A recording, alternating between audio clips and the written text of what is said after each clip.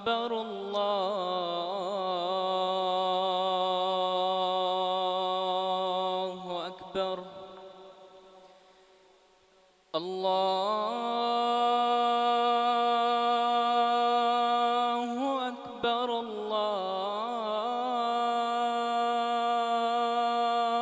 الله أكبر أشهد أن لا إله إلا الله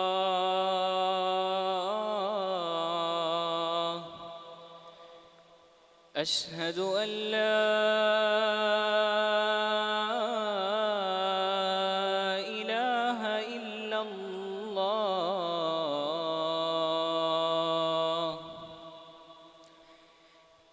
أشهد أن محمد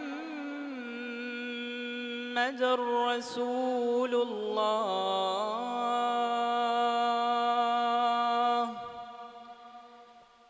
أشهد أن محمد رسول الله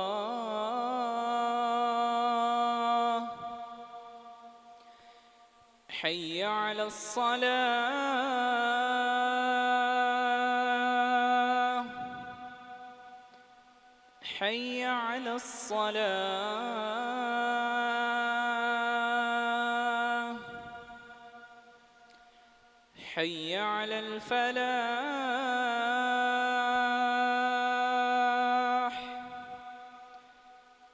حي على الفلاح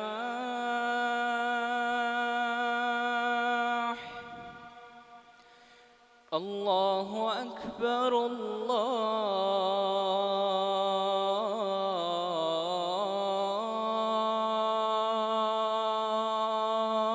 أكبر لا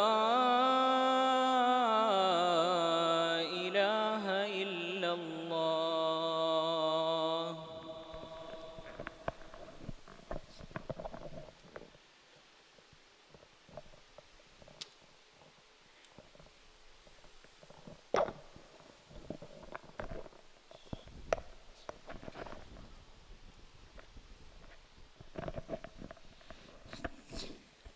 الحمد لله نحمده ونستعينه ونستغفره ونؤمن به ونتوكل عليه ونعوذ بالله من شرور أنفسنا ومن سيئات أعمالنا من يهده الله فلا مضل له ومن يضلل فلا هادي له وأشهد أن لا إله إلا الله وأشهد أن محمدا عبده ورسوله أما بعد فإن خير الحديث كتاب الله وخير الهدي هدي محمد صلى الله عليه وسلم وشر الأمور محدثاتها وكل محدثة بدعة وكل بدعة ضلالة وكل ضلالة في النار أما بعد أعوذ بالله السميع العليم من الشيطان الرجيم لئن شكرتم لأزيدنكم ولئن كفرتم إن عذابي لشديد ہر قسم کی تعریفات اللہ مالک الملک کے لیے ہیں جنہوں نے جنات اور انسان کو حقیقی معنوں میں اپنی پوجا اپنی بندگی اور اپنی عبادت کے لیے بنایا ہے جنات اور انسان کی تخلیق کا حقیقی اور بنیادی مقصد یہی تھا کہ وہ بارگاہ رب العالمین میں آیا کریں اپنی جبین نیاز کو مالک کائنات کی بارگاہ میں آ کے جھکایا کریں اپنے دست سوال کو کبریا کی بارگاہ میں آ کے پھیلایا کریں اپنی کمر کو حالت رکوع میں اس کی بارگاہ میں آ کے ہم کیا کریں اسی کی تکبیر کی صداؤں کو بلند کیا کریں اسی کی تحلیل کے آوازوں کو اجاگر کیا کریں اور اسی کی تسبیح گیت گایا کریں چنانچہ ارشاد ہوا وما خلقت الجن والانس الا لیعبدون اور میں نے نہیں بنایا جنات اور انسان کو مگر اپنی پوجا اپنی بندگی اور اپنی عبادت کے لیے حمد و ثنا کے بعد ارب انگنت اور بے شمار درود و سلام ہوں اس ہستی اقدس و مقدس پر کہ جن کا نام نامی اور اسم گرامی محمد کریم صلی اللہ علیہ وعلی آلہ وصحبہ وبارک وسلم ہے اللہ رب العزت نے امام الہدا علیہ الصلوۃ والتسلیم کو اہل کائنات کی ہدایت اور ان کی رہنمائی کے لیے مبعوث فرمایا اور آپ کی ذات بابرکات کے ذریعے اہل کائنات کی ہدایت اور ان کی رہنمائی کا خوب بندوبست فرمایا اللہ رب العزت نے امام الہدا علیہ الصلوۃ والتسلیم کی سیرت طیبہ میں طرح طرح کی خصوصیات کو ودیت فرما دیا تھا اور گونا گوں قسم کی صفات کو آپ کی ذات اقدس و مقدس کا حصہ بنا دیا تھا اور ان تمام باتوں سے بڑھ کر یہ کہ میرے آقا کی زندگی میں کوئی صبح ایسی نہیں آئی، کوئی شام اور کوئی رات ایسی نہیں آئی، دکھوں کی کوئی گھڑی اور عشقوں کا لمحہ ایسا نہیں آیا جب مالک کائنات نے اپنی تائید کو، اپنی حمایت کو اور اپنی نصرت کاملہ کو حضرت رسول اللہ صلی اللہ علیہ وسلم کے شامل حال نہ فرمایا ہو۔ اور ان تمام باتوں سے بڑھ کر یہ کہ عرش کے رب نے اپنی آخری کتاب حمید کو سید العرب والعجم، امام المتقین والابرار، حضرت اشرف الانبیاء والمرسلین، حضرت خاتم النبیین جناب محمد کریم صلی اللہ علیہ وسلم قلب اطہر میں نازل فرمایا تھا۔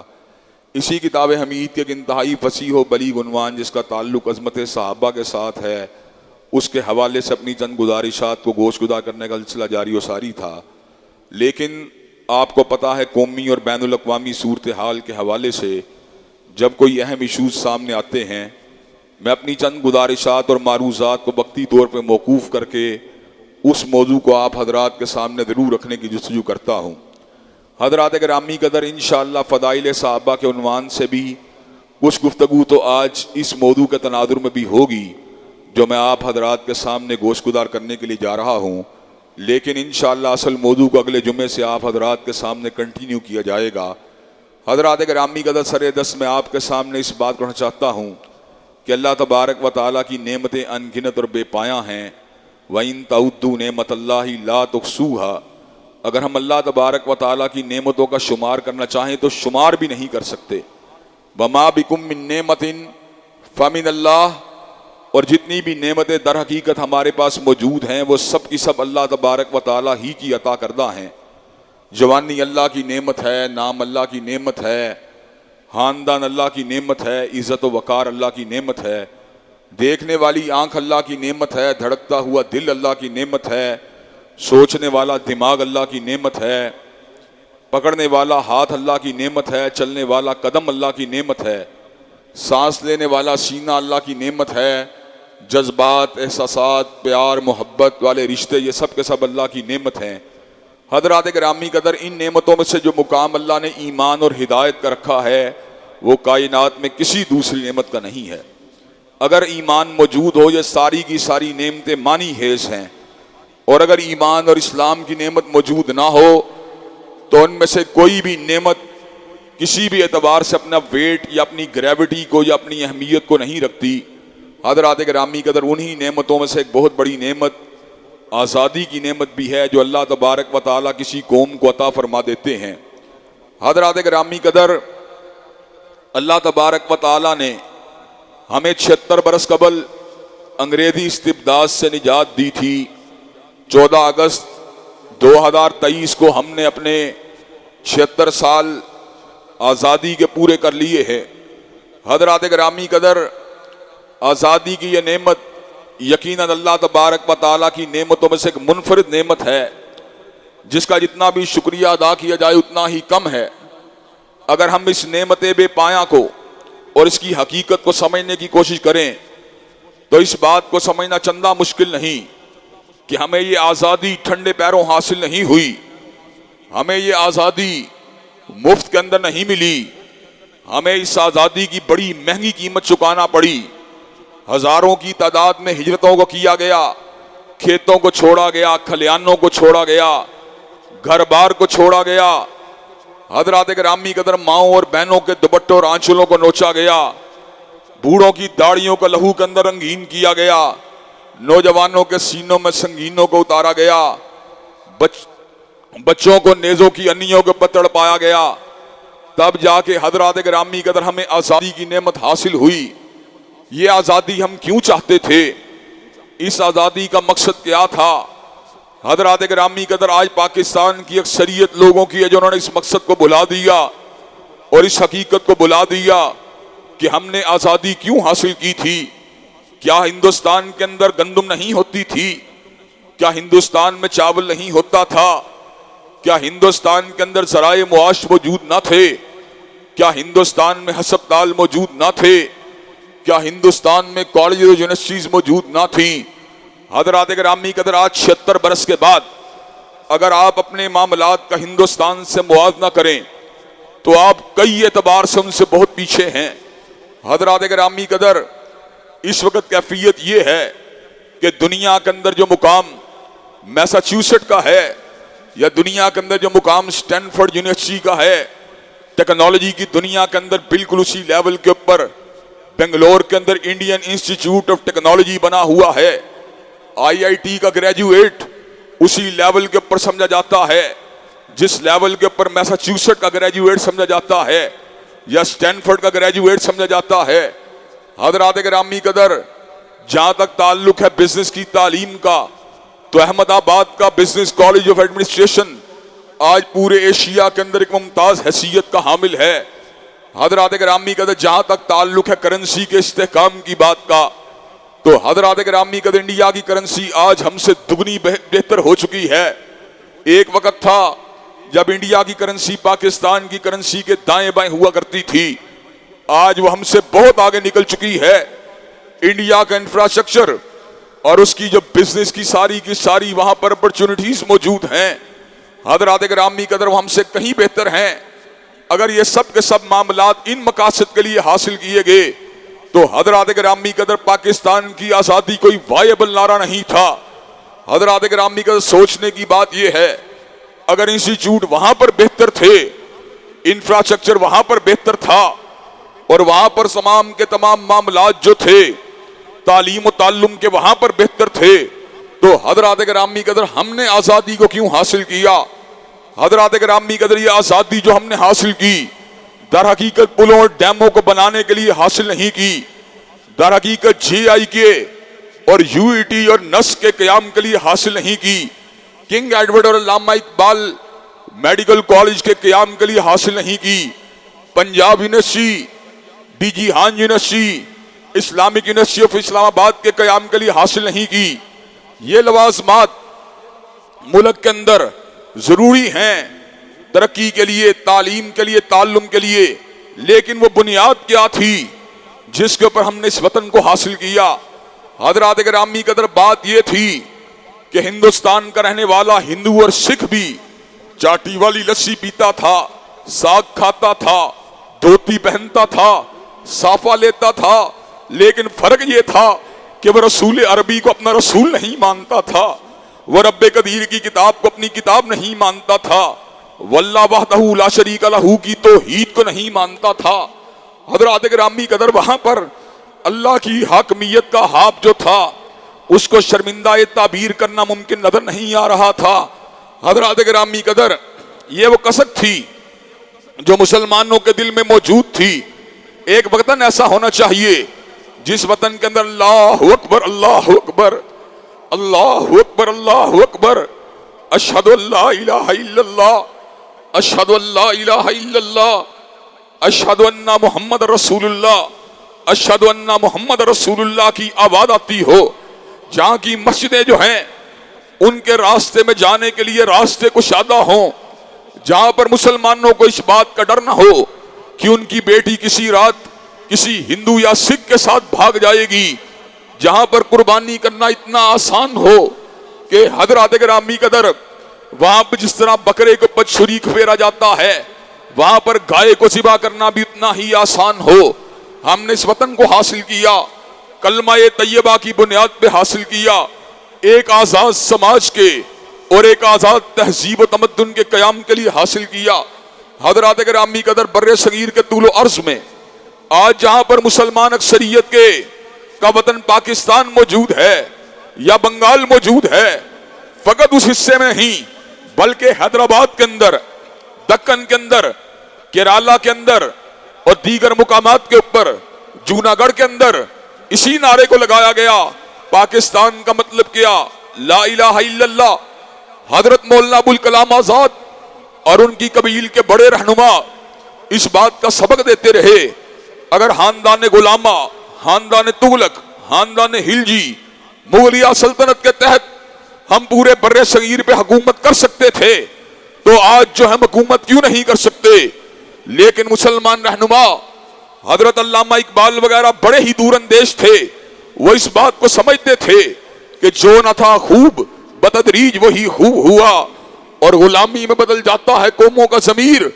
उनको पता था कि आज मुसलमानों की तलवार जिहाद जो है वो कुंद हो चुकी है, आज का मुसलमान ज़रपरस्त और हुस्न परस्त हो चुका है, عددی اکثریت کے اس نظام میں جس کو نظام جمہوریت کہتے ہیں اور جس کا پہیہ کارپوریٹ کلچر یا کیپٹلزم کے ذریعے چلتا ہے، حضرات گرامی قدر اس پہیے کو چلانے کے لیے جس سرمایہ کی ضرورت ہے وہ سرمایہ آج مسلمانوں کے یہاں پر موجود نہیں ہے۔ اگر خدا نہ خواستہ پاکستان نہ بنتا تو بیڈن روڈ سے لے کے برانڈت روڈ تک اور برانڈت روڈ سے لے کے لبرٹی تک ہر مقام کے پر ہندو تاجر ہمارے اوپر مسلط ہوتا۔ حضرات گرامی قدر، حضرت علامہ اقبال نے خطبہ الہ آباد میں ایک یا دو مملکتوں کی طرف اشارہ کیا جہاں مسلمان اکثریت موجود ہے، دو ریاستوں کو بنا دیا جائے یا ایک ریاست کو بنا دیا جائے۔ اس ریاست کا مقصد کیا تھا؟ اس ریاست کا مقصد یہ تھا ایک ایسی تجربہ گاہ کو حاصل کیا جائے، ایک ایسے قطع ارضی کو حاصل کیا جائے جس میں اللہ تبارک و تعالیٰ کا دین، الفاظ اور ورڈز، لیٹرز اور اپنی سپیڈ کے ساتھ اس کو امپلیمنٹ کر دیا جائے۔ حضرات گرامی قدر، ہجرتوں کو کرنے کے بعد اور ماؤں اور بہنوں کے دوپٹوں کو اتروانے کے بعد اور معصوم بچوں کو نیزوں کی انیوں پر تڑپانے کے بعد اور نوجوانوں کے سینوں میں سنگینوں کو اتارنے کے بعد اور بوڑھوں کی داڑھیوں کو لہو میں رنگین کروانے کے بعد جب پاکستان حاصل ہوا تو ہر آنکھ بر صغیر کے طول و عرض میں مسلمانوں کی آنکھیں بھیگ گئیں اور دل اور دماغ کے اوپر رکت طاری ہو گئی کہ جس مقصد کے لیے حضرت قائد نے محنت کی تھی یا حضرت علامہ اقبال نے محنت کی تھی یا حضرت مولانا محمد علی جوہر نے محنت کی تھی یا حضرت مولانا ظفر علی خان نے محنت کی تھی، الحمدللہ جس کے لیے کابر علماء اسلام نے محنت کی تھی، آج ہم اس وطن کو حاصل کرنے میں کامیاب ہو چکے ہیں۔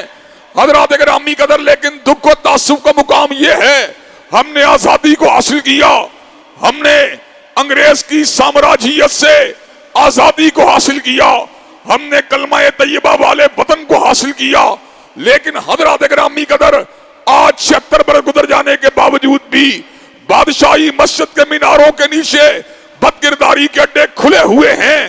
حضرات گرامی قدر، ساہیوال کے اندر، پتوکی کے اندر، حیدرآباد کے اندر، کراچی کے اندر عام جو ہے جسم فروشی کا دھندا چل رہا ہے۔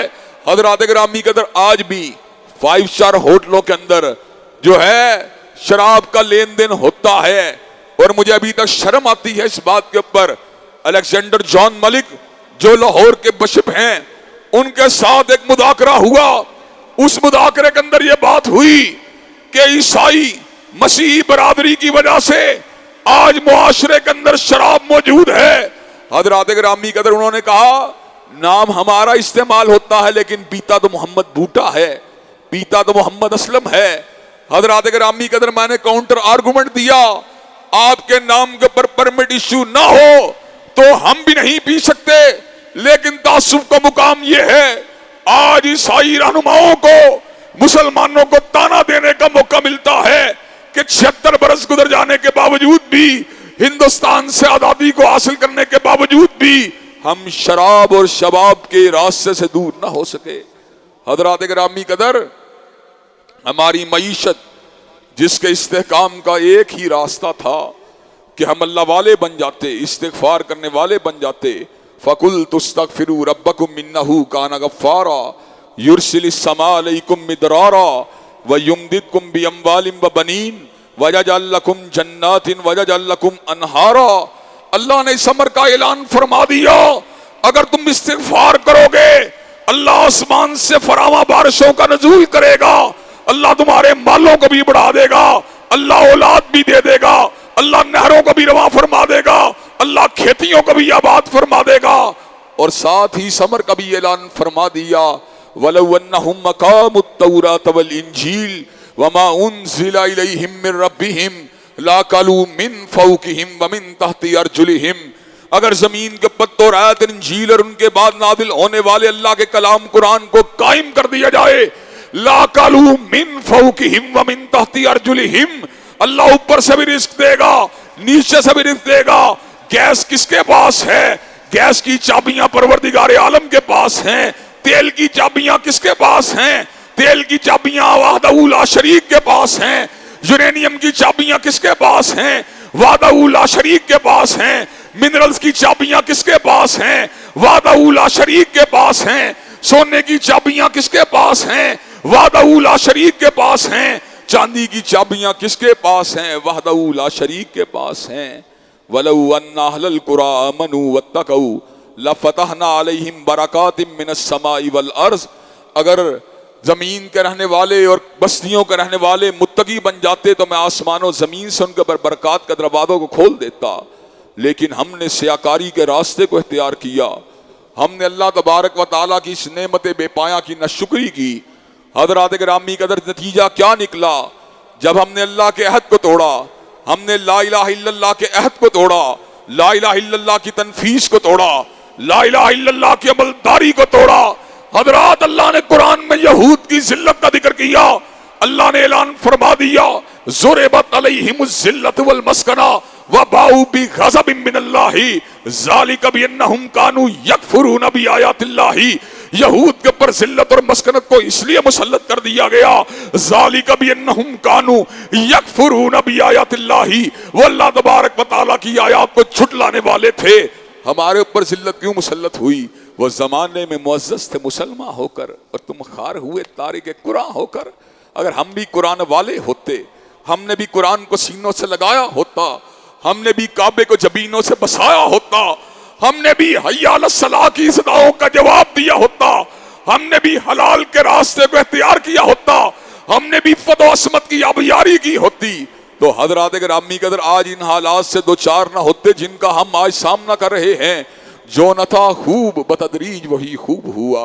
اور حضرات گرامی قدر میں اگر سوہ تسامہ ہوں، میں اگر سوہ تسامہ ہوں تو یہ روز سیاہ، میں اگر سوہ تسامہ ہوں تو یہ روز سیاہ خود دکھایا ہے میرے گھر کے چراغاں نے مجھے. حضرات گرامی قدر آج پاکستان کے مسائل کا حل کس چیز میں پنہا ہے؟ حضرات گرامی قدر پاکستان کے مسائل کا حل اسی نعرے میں پنہا ہے، اسی بنیاد میں پنہا ہے جس بنیاد کے پر اس کو بنایا گیا تھا. اس کو کس بنیاد پہ بنایا گیا تھا؟ لا مسجد اسس علی التقوی من اول یوم احق ان تقوم فیہ رجال یحبون ان یتطہروا واللہ یحب المطہرین. حضرات گرامی قدر اس وطن کو بنایا گیا تقوی کی بنیاد پہ بنایا گیا، اور اس کو بنایا گیا للہیت کی بنیاد پہ بنایا گیا، اس کو بنایا گیا اللہ کی حاکمیت کی بنیاد پہ بنایا گیا، اس کو بنایا گیا کتاب و سنت کی عملداری کی بنیاد پہ بنایا گیا. جب تک اس کو اصل کی طرف نہیں پلٹایا جائے گا حضرات گرامی قدر معاملات حل نہیں ہو سکتے. یہ اللہ تبارک و تعالیٰ کا بڑا فضل ہے، بڑا کرم ہے کہ حضرات گرامی قدر آئین پاکستان کتاب و سنت کی عملداری کی ضمانت دیتا ہے، اور اس آئین کے اندر ختم نبوت اور حرمت رسول اللہ کے تحفظ والے قوانین کو وضع کیا گیا ہے. جو منکرین ختم نبوت ہیں حضرات گرامی قدر 73 کا آئین ان کو دائرہ اسلام سے خارج قرار دیتا ہے. اور مجھے اس موقع پہ کئی مرتبہ حمید نظامی ہال کے اندر ہونے والا وہ مذاکرہ یاد آ جاتا ہے جس میں 73 کے آئین کے حوالے سے اپنی اپنی گزارشات اور اپنی اپنی وابستگیوں کا اظہار کیا گیا. مسلم لیگ کے لوگوں نے کہا ہمیں 73 کے آئین سے اس لیے پیار ہے کہ اس کو چودھری ظہور اللہ نے بنایا، اس کو مسلم لیگی رہنماؤں نے بنایا، اس کے بنانے میں معاونت کی. پیپل پارٹی کے لوگوں نے کہا ہمیں اس لیے اس سے پیار ہے، اس کو ذوالفقار علی بھٹو نے بنایا. جب میری باری آئی تو میں نے کہا مجھے 73 کے آئین سے اس لیے پیار ہے کہ یہ ختم نبوت کے تحفظ کی ضمانت دیتا ہے. حضرات گرامی قدر 73 کے آئین سے مجھے اس لیے پیار ہے کہ اس نے اس بات کا اعلان کیا جو حضور کی ختم نبوت کو نہیں مانتا، جو آپ کو آخری نبی نہیں مانتا، جو آپ کو آخری رسول نہیں مانتا، جو آپ کو آخری ناطق وحی نہیں مانتا، جو آپ کو آخری صاحب الہام نہیں مانتا، وہ دائرہ اسلام سے خارج ہے. مجھے 73 کے آئین سے اس لیے پیار ہے کہ 73 کا آئین حرمت رسول اللہ کی ضمانت دیتا ہے، جو حضرت رسول اللہ کا شاتم ہے، جو حضور اقدس کی ذات اقدس کا گستاخ ہے. حضرات گرامی قدر وہ واجب القتل ہے. 295 کے قانون نے اس بات کی ضمانت دی ہے. لیکن حضرات گرامی قدر دکھ کی بات ہے آئے روز اس قسم کے قوانین کے بارے میں ٹیمپرنگ کی آوازیں سنائی دیتی ہیں، ان قوانین کو معطل کرنے کی باتیں سنائی دیتی ہیں. ایک دور کے اندر پنجاب کے گورنر نے اس کو بلیک لا قرار دیا تھا اور اس کے مس یوز کی بات کی تھی. دنیا کا کون سا قانون ہے جس کو مس یوز کرنے کی بات نہیں کی جاتی؟ کیا مس یوز ہونے کی وجہ سے قوانین کو ختم کر دیا جاتا ہے؟ حضرات گرامی قدر یہ جہالت کا نریٹو ہے، عدالت کا نریٹو یہ ہے قوانین جو ہوتے ہیں وہ جرائم اور اشتعال انگیزی کے اوپر قابو پانے کے لیے ہوتے ہیں۔ حضرات گرامی قدر اس مملکت خدا داد کے قبلے کو مکہ سے ہٹا کر اور مدینہ سے ہٹا کر اس کو کبھی بیجنگ کی طرف، کبھی ٹوکیو کی طرف، کبھی لندن کی طرف، کبھی نیو یارک کی طرف کرنے کی کوششیں کی جاتی ہیں، لیکن اکابر علماء اسلام کی محنتوں کی وجہ سے اور دینی تحاریک جو اللہ کے فضل و کرم سے اس ملک کی محسن ہیں کہ ووٹ تو تم مسلم لیگ کو دیتے ہو، ووٹ تو تم تحریک انصاف کو دیتے ہو، لیکن جب حرمت رسول اللہ پہ پہرے داری کی بات آتی ہے، ختم نبوت قوانین کے اوپر پہرے داری کی بات آتی ہے، ناموس صحابہ اور ناموس اہل بیت کے بلوں کی بات آتی ہے، تو تحفظ کے لیے کبھی میاں صاحب باہر نہیں نکلے، خان صاحب باہر نہیں نکلے۔ تحفظ کے لیے اگر نکلتے ہیں مسجدوں کی چٹائیوں کے اوپر بیٹھنے والے طالب علم باہر نکلتے ہیں۔ تم تو ٹرانسجنڈر بلوں کو بنانے والے ہو، تم تو عورتوں کو فحاشی اور کھلم کھلا ان کو بے پردگی اور بے حیائی کا سبق پڑھانے والے ہو۔ حضرات گرامی قدر پاکستان کی اساس، پاکستان کے معاملات اس وقت تک بہتر نہیں ہو سکتے جب تک اس کی اس بیماری کو دور نہیں کیا جائے گا جو اس کو اس لیے لاحق ہوئی کہ ہم نے اس کو اس بنیاد سے ہٹا دیا۔ حضرات گرامی قدر گاڑی کا اگر تیل نہ بدلا جائے تو گاڑی جو ہوتی ہے اس کی ایفیشنسی برقرار نہیں رہ سکتی۔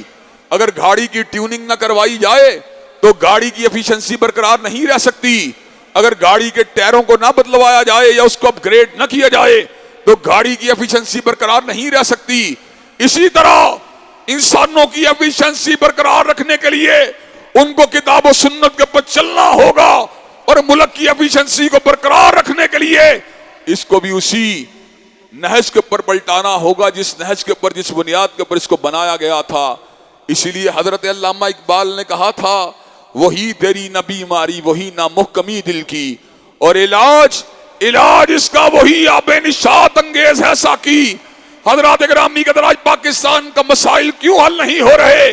آج عالم یہ ہے ہزاروں کی تعداد میں لوگ یورپ بھاگ رہے ہیں، امریکہ بھاگ رہے ہیں، ہزاروں کی تعداد میں مائیگریشن ہو رہی ہے، ملک کے مستقبل کے بارے میں نا امیدیں اور یہاں پر عدم استحکام کی باتیں ہونے کی وجہ سے لوگ گھبرائے ہوئے ہیں۔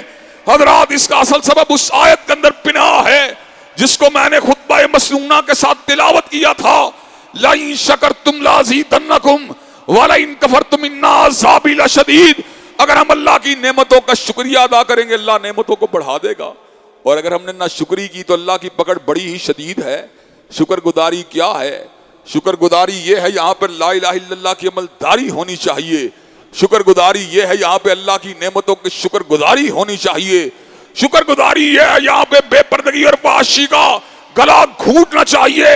شکر گزاری یہ ہے یہاں پر انصاف اور عدل کا دورہ ہونا چاہیے۔ اگر ایسا نہیں ہوگا لَإِن شَكَرْتُمْ لَأَزِيدَنَّكُمْ وَلَئِن كَفَرْتُمْ إِنَّ عَذَابِي لَشَدِيدٌ، تو اللہ تعالیٰ کی پکڑ انتہائی شدید ہے۔ پاکستان کو 76 برس کے بعد آزادی کے راستے پر، استحکام کے راستے پر اور ترقی کے راستے کو چلانے کا ایک ہی راستہ ہے، اس میں لا الہ الا اللہ کی عملداری کو یقینی بنا دیا جائے۔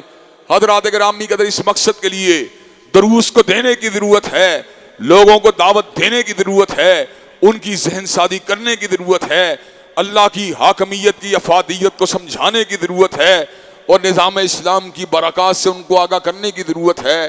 اللہ تبارک و تعالی ہمیں آزادی کی نعمت کا شکریہ ادا کرنے والا بنائے اور نہ شکروں میں شامل نہ فرمائے۔ وآخر دعوانا الحمدللہ رب العالمین۔ الحمدللہ نحمدہ ونستعینہ ونستغفرہ ونؤمن بہ ونتوکل علیہ ونعوذ باللہ من شرور انفسنا ومن سیئات اعمالنا، من یہدہ اللہ فلا مضل لہ ومن یضلل فلا ہادی لہ، واشہد ان لا الہ الا اللہ واشہد ان محمدا عبدہ ورسولہ۔ اما بعد فإن خیر الحدیث کتاب اللہ وخیر الہدی ہدی محمد صلی اللہ علیہ وسلم، وشر الامور محدثاتها وکل محدثۃ بدعہ وکل بدعۃ ضلالہ وکل ضلالۃ فی النار۔ حضرات گرامی قدر پاکستان اللہ کی نعمت ہے، اور نعمتوں کی شکریہ ادا کرنے سے اللہ تبارک و تعالیٰ نعمتوں کو بڑھا دیتا ہے، اور ناشکری کرنے سے اللہ تعالیٰ جو اپنی پکڑ کے اندر انسانوں کو مبتلا کر دیتا ہے۔ اللہ نے ایک بستی کا ذکر کیا جس سے نعمتیں چھن گئی تھیں، ہمیں اس آیت پہ غور کرنے کی ضرورت ہے، کہیں ہمارا معاملہ وہی تو نہیں ہے۔ اللہ تبارک و تعالیٰ فرماتے ہیں ضرب اللہ مثلا قریۃ کانت آمنۃ مطمئنہ یاتیھا رزقھا رغدا من کل مکان فکفرت بانعم اللہ فاذاقھا اللہ لباس الجوع والخوف بما كانوا یصنعون۔ اللہ ایک بستی کی مثال دیتے ہیں جس کو 3 نعمتیں حاصل تھیں، داخل میں اطمینان تھا، خارج میں امن تھا، اور رزق ہر جگہ سے آ رہا تھا۔ اندرونی طور پہ انسان پیسفل ہو، معاشرے میں امن و امان کی صورتحال بہترین ہو، رزق ہر جگہ سے آ رہا ہو، کیسی زبردست بستی ہوگی۔ اللہ تبارک و تعالیٰ فرماتے ہیں فکفرت بانعم اللہ، انہوں نے اللہ کی نعمتوں کی ناشکری کی، فاذاقھا اللہ لباس الجوع والخوف بما كانوا یصنعون، اللہ نے ان سے امن اور اطمینان کو چھین کر ان کے اوپر خوف کو مسلط کر دیا، اور ان سے رزق کو چھین کر ان کے اوپر بھوک کو مسلط کر دیا۔ حضرات گرامی قدر، ہمارا حال کہیں ایسا ہی تو نہیں کہ ہم نے اللہ تعالیٰ کی نعمتوں کی ناشکری کی اور آج اس کی پکڑ کے اندر مبتلا ہیں۔ شکر گزاری کے 3 درجات ہیں، دل میں اللہ کی نعمتوں کا احساس ہو، زبان پہ الحمدللہ ہو، اور تیسرا درجہ عمل کے ذریعے اور اپنے جوارے کے ذریعے اور اپنے وسائل کے استعمال کے ذریعے ثابت کیا جائے کہ میں اللہ تبارک و تعالیٰ کی نعمتوں کی شکر گزاری کر رہا ہوں، نہ شکری نہیں کر رہا۔ حضرات گرامی کا 2 اہم امور کی توجہ دلانا میں ضروری سمجھتا ہوں۔ ناموس صحابہ بل جو پارلیمان سے یونینمسلی پاس ہوا اور اس کے بعد سینٹ سے بھی اس کو پاس کر دیا گیا۔ حضرات گرامی قدر، آج اس بل کے خلاف ہرزہ سرائی کی جا رہی ہے، آج اس بل کو متنازع بنانے کے لیے پوری ایفرٹ کی جا رہی ہے۔ سیدنا علی المرتضیٰ ہمارے دلوں کی دھڑکن ہیں، سیدنا حسن و حسین ہمارے ماتھے کا جھومر ہیں، ہمیں ان سے پیار ہے۔ حضرت فاطمہ الزہرا جو سیدۃ النساء اہل الجنہ ہے، ہماری عقیدتوں کا محور ہیں، ہم ان کے ساتھ والہانہ محبت اور عقیدت رکھتے ہیں، اور ان کی شان اقدس کے اندر معمولی سی گستاخی کو انتہائی بڑا جرم گردانتے ہیں۔ حضرات گرامی قدر، لیکن اس کے بدلے ہم صدیق کی ناموس کو مانگتے ہیں، فاروق و عثمان اور معاویہ کی ناموس کو مانگتے ہیں۔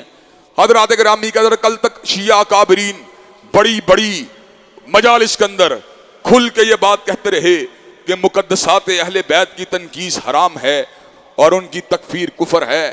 قاضی حسین احمد صاحب کے سامنے اس ڈاکومنٹ کے اوپر دستخط بھی کرتے رہے۔ خامنہئی صاحب نے بھی اس بات کو برملا طور پہ کہا کہ مقدسات اہل سنت کا بے ادبی کرنا یا ان کی شان میں تنقیص کرنا حرام ہے، اس سے فتنہ و فساد پیدا ہوتا ہے۔ لیکن جب پریکٹیکلی اس کو امپلیمنٹ کرنے کی بات آئی اور ضابطہ اخلاق کو قانونی شکل دینے کی بات ہوئی تو وویلا کس بات کا ہے؟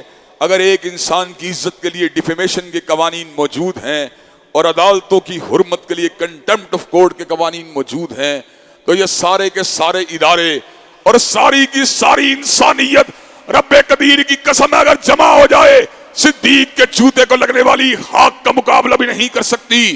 مجھے یہ بات بتلائیے، پھر صدیق و فاروق کے اوپر ہردا سرائی کے دروازوں کو کھولنے کا مطالبہ کیوں کیا جا رہا ہے؟